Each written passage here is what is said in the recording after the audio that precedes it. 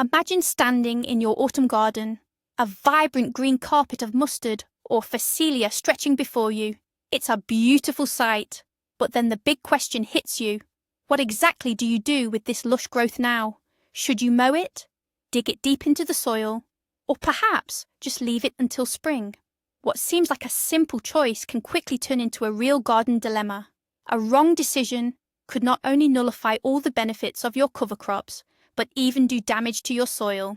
Keep watching, and you'll discover why the old-school method of tilling or deep digging might actually be a major mistake. We'll show you how to choose the ideal approach for your specific soil type, whether it's sandy, clay, or rich, fertile topsoil.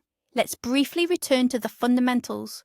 Cover crops, or green manures, aren't just random weeds we've sown for no reason. They're actually our diligent little agronomists, working tirelessly with their roots all summer and autumn long.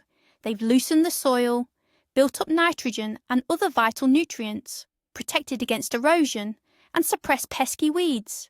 Essentially, they've cooked up a magnificent feast for your soil microorganisms and future plants. Our crucial autumn task is to make sure this meal is served to perfection. So we're faced with three main options: leave the cover crops as they are, mow them down, or till them into the soil. Let's start with what might seem like the simplest, and dare I say, the laziest of them method: leaving your cover crops untouched through winter. Imagine this: you simply walk away from your garden, and nature does all the work for you. Sounds pretty good, right? The core idea here is to let the winter frosts do their job. Once the first hard freezes hit, those tender cover crop stems will collapse onto the ground, forming a natural blanket. This blanket, or more formally, mulch, is incredibly beneficial. It shields the soil from biting winter winds that can erode precious topsoil. It prevents the ground from compacting into a rock-hard frozen block. Beneath this protective layer, moisture is retained, and the soil remains looser and more workable. And crucially, this slowly decomposing organic matter becomes a veritable feast for earthworms and beneficial soil microorganisms. They'll be busy throughout the winter and spring, breaking down this material into invaluable humus. Meanwhile, the roots left behind in the soil will create an ideal, porous structure. But as with any seemingly perfect solution, there's a catch. This method isn't a magic bullet for every problem and is far from universally suitable. Those with heavy clay soils, in particular, need to exercise caution. Imagine a thick, lush carpet of green manures laid over an already dense, poorly aerated clay soil. Instead of a light, fluffy blanket, it becomes a wet, cold, suffocating layer where air circulation is almost non-existent. In these conditions, organic matter decomposes very slowly. Rather than breaking down properly, it begins to ferment and putrefy. This creates an environment for anaerobic bacteria, which are definitely detrimental to healthy plant growth. Come spring, instead of loose friable earth, you might discover a slimy, matted, compacted mass. This unfortunate layer will also have served as an ideal winter haven for slugs. So for clay soils, this seemingly easy path can unfortunately lead to more headaches come spring. However, for light, sandy and sandy loam soils, it's an absolute game changer. Such a blanket will protect them from freezing, erosion, and help them accumulate valuable organic matter. Now let's explore the second approach, often referred to as the happy medium. This method involves mowing. It's perfect for those who don't want to leave things entirely to chance, but aren't quite ready to grab a shovel and get digging. The idea is simple. We cut down all the above-ground parts of the green manures, and once again, we have a choice. The mowed green material can be added to your compost pile, becoming a valuable component for future fertilizer. Alternatively, and this is often the most popular option, you can leave it right there on the garden bed. So what's the advantage of this approach? By leaving the mowed material on the surface, we are essentially creating a layer of mulch by hand. Instead of dense, tangled growth, you now have finely chopped, loose green material. It settles into a more even layer, allows for better air circulation, and begins to decompose more rapidly. Think of it as preparing a delicious salad for your soil's microscopic residents. They'll eagerly get to work breaking down this organic matter. This layer, much like the first method, will protect the soil from erosion and freezing, but the decomposition process will be much more active and controllable. It's an excellent way to nourish your soil without disturbing its delicate structure. Yet there's a crucial point you mustn't overlook: timing. You need to cut down your cover crops strictly before they start to flower, ideally during the budding phase, when the buds have just begun to emerge. Why is this so important? It's quite simple. When the plant is young, its stems are tender, succulent, and packed with nitrogen and other beneficial nutrients. Think of it as green salad that's easily and quickly broken down by soil microorganisms, transforming into nutrient-rich humus. As soon as flowering begins, the plant shifts its priorities. It starts to pour all its energy into producing future offspring, seeds. The stems become tougher, more fibrous, and accumulate hard-to-decompose cellulose. Essentially, that tender green salad turns into dry hay or even tough straw. This coarser organic material takes significantly longer and is much harder to break down. And if you miss that window, allowing your cover crops to go to seed, congratulations! Next year, instead of a benefit, you'll have an entire field of weeds that you'll have to tirelessly battle. So, timing is absolutely everything here. So, what's the best way to cut them down? This is where a few nuances come into play. Of course, you could always grab a traditional scythe or sickle, but for today's gardener, there are far more convenient tools available. An ideal choice for this task is a string trimmer. It doesn't just cut the green material, it actually chops it up slightly, which significantly accelerates its decomposition later on. It's like you're finely shredding a salad for your soil, making it even more appealing to earthworms. Another excellent tool is a Fokin's hoe or any similar flat-bladed cultivator. This tool doesn't just cut, it allows you to slice off cover crops right at the root collar, just a couple of centimetres deep. This offers a dual benefit. First, you sever the plant's green top. Second, you gently aerate the very top layer of soil without disturbing its overall structure. This way, you effectively dust the cut mulch with a thin layer of soil, creating ideal conditions for composting to begin right in the garden bed. This method is considered one of the gentlest and most effective approaches, suitable for almost all soil types. And now we come to the third method, arguably the most labour-intensive and controversial: traditional digging or tilling. This is the very technique our grandparents practiced for decades, a method so deeply ingrained in many gardeners' minds that it's often considered the only true and correct way. The idea behind it seems intuitive. We take lush, green, organic matter, full of valuable nutrients, and bury it deep within the earth. There, in the dark and moisture, the thinking goes, it should quickly decompose, releasing all its goodness back into the soil, making it loose and fertile. It's much like adding a dressing to a salad to enhance its flavour. Proponents of this method argue that it ensures nutrients reach the roots of future plants more quickly, accelerating the entire soil enrichment process. And indeed, on the surface, this often appears to be the case. Come spring, you might till a garden bed and find that the green matter has all but disappeared, leaving the soil noticeably darker and softer. But is everything truly as beneficial as it seems? Let's delve deeper, both literally and figuratively. Now let's explore what truly goes on beneath the surface during deep tilling, and in doing so, debunk perhaps the biggest myth in gardening. Our soil isn't just an inert medium, it's a complex living organism.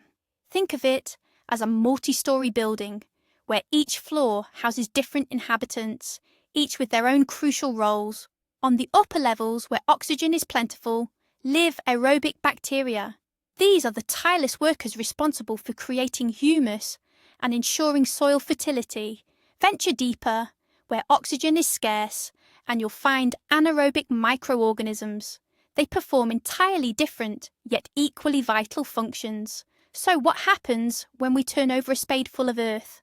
We're unleashing a full-blown disaster within this delicate structure. We haul the basement dwellers, or anaerobic organisms, up to the surface, exposing them to fresh air, where they perish en masse. Meanwhile, our penthouse residents, the hard-working aerobic bacteria, are buried alive in the oxygen-deprived depths, unable to survive. We obliterate the soil's intricate structure, destroying the vital capillaries and pathways created by roots and earthworms. In essence, we're killing the very life in the soil, all while hoping to improve it. Yes, buried organic matter will eventually decompose, but at what cost? At the cost of shattering a delicate ecosystem, one that will take years to fully restore. So does this mean it's time to throw out the shovel for good? Not entirely. Digging can still be justified in a few very rare, specific cases. For instance, when you're tackling virgin soil, land that hasn't been cultivated in years. In such situations, the soil is often so dense, sod-bound and compacted that some mechanical intervention is almost a necessity. In these instances, digging helps break up tough sod, remove stubborn perennial weed roots, and prepare the soil for its first plantings. A light, shallow dig can also be beneficial for very heavy, sticky clay soils that turn into concrete after rainfall. Here, it helps to loosen the ground and improve aeration. However, the key word here is shallow. Modern agricultural practices offer a gentler alternative: shallow cultivation or incorporating green manures using a broad fork or flat hoe. This involves not turning over the soil, but simply lightly mixing green matter into the top few inches of soil, no deeper than 5 to 10 centimetres, or about 2 to 4 inches. This is enough to kickstart decomposition without disturbing the soil structure and the delicate ecosystem in the deeper layers. All right, we've explored 3 main approaches. Now let's bring everything together and create clear, actionable steps tailored to each soil type. After all, the soil type dictates which method will be most beneficial and which could potentially do more harm than good. Let's begin with the most challenging scenario: heavy clay soil. It's dense, poorly draining, and lacks proper aeration. Our main objective here is to loosen it up and improve its overall structure. For this, a combination of techniques works best. First, we'll cut down our cover crops using a string trimmer or scythe. Then, let the cut plant material wilt slightly on the garden bed for just a day or two. Afterward, use a hoe or cultivator to gently incorporate this organic matter into the very top layer of the soil, no deeper than 5 to 7 centimetres, about 2 to 3 inches. This way, we kickstart the composting process directly in the garden bed, but without creating anaerobic conditions. The roots of the cover crops remaining in the soil will eventually decompose, leaving behind channels that will make the clay more porous and improve its overall vitality. This is the most effective and safest method for improving heavy soil. Now let's consider the opposite: light, sandy or sandy loam soils. Their challenges are quite different. This type of soil struggles to retain moisture, lacks organic matter, and its vital nutrients are quickly leached away by rain. In winter, it freezes deep down, and in summer, it tends to overheat. Our main goal here is to build up its organic matter and protect it, and in this situation, deep tilling or digging is completely counterproductive.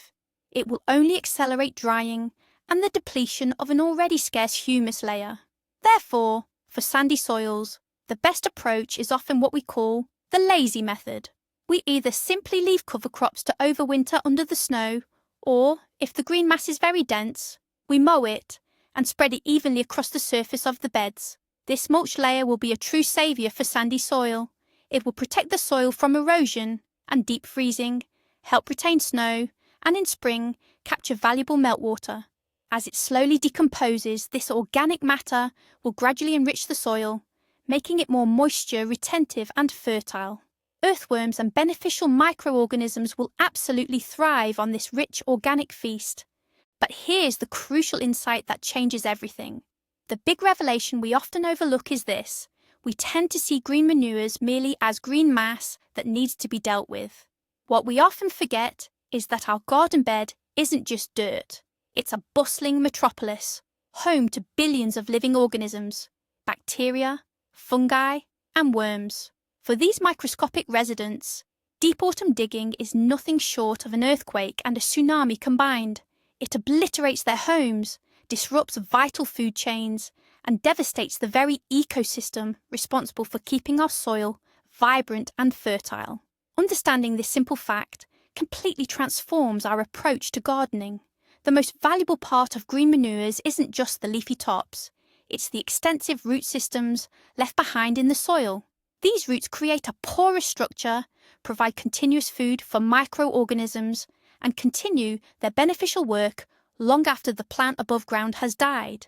This is why gentle methods, like mowing or shallow surface incorporation, are vastly more effective than aggressive digging with a spade. The best approach isn't determined by the type of green manure, but by the health and structure of your underground city, your soil itself. So let's sum things up. There isn't one universally right answer to what you should do with your green manures in the autumn. Instead, there's a correct answer specifically for your garden. The key is to listen to your soil. Light, sandy soil often benefits from being covered with a protective blanket of mulch, while heavy, compacted soil might appreciate a gentle, shallow loosening. Thank you for watching this video all the way to the end. I truly hope your autumn gardening tasks will now feel more informed and effective. If you found this video helpful, please don't forget to give it a like and subscribe to the channel so you won't miss any future insights. Now, a question for you. What do you do with your green manures in the autumn? Do you still dig them in the traditional way, or have you made the switch to more gentle methods? Share your experience and tell us about your soil type in the comments below. Let's start a discussion.